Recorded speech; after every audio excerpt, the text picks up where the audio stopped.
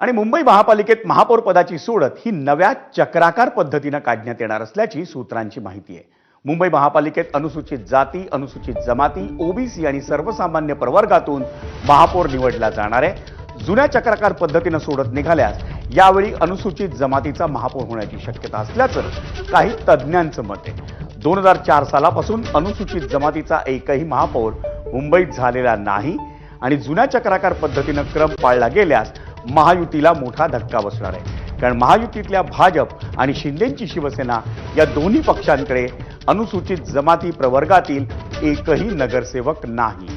या प्रवर्गातील नगरसेवक हे केवळ ठाकरेंच्या शिवसेनेत आहेत। दरम्यान 2004 सालापासून प्रवर्गांचा क्रम पाळण्यात आला नसल्यानं पुन्हा नव्यानं चक्राकार पद्धतीने सोडत काढली जाण्याची शक्यता आहे। पण नव्या चक्राकार पद्धतीने सोडत निघाली आणि अनुसूचित जमातीच्या उमेदवाराची चिठ्ठी निघाली तरी भाजप आणि शिंदेच्या शिवसेनेला तो धक्का असेल। त्यामुळे देवाच्या मनात असेल तर महापौर होईल या उद्धव ठाकरेंच्या भाष्याला या नियमाची किनार होती का अशी कुजबूज आता सुरू झाली आहे।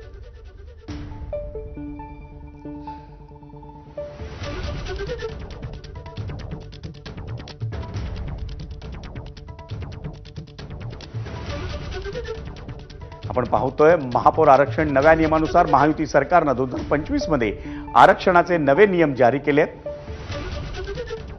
त्यानुसार 1996 सालच्या चक्राकार पद्धतीचा विचार होणार नसल्याचं स्पष्ट आहे। 2025-26च्या निवडणुका चक्रानुक्रमात पहिल्याच निवडणुका गृहीत धरण्याची तरतूद आहे। नियमाला आव्हान देणाऱ्या याचिका या हायकोर्टाच्या विविध खंडपीठांनी फेटाळलेल्या आहेत। नियमाला सुप्रीम कोर्टात आव्हान, सुप्रीम कोर्टाचा मात्र हस्तक्षेपास नकार आहे। सुप्रीम कोर्टाने चक्राकार आरक्षणाचे सर्व अधिकार हे निवडणूक आयोगाला दिलेले आहेत।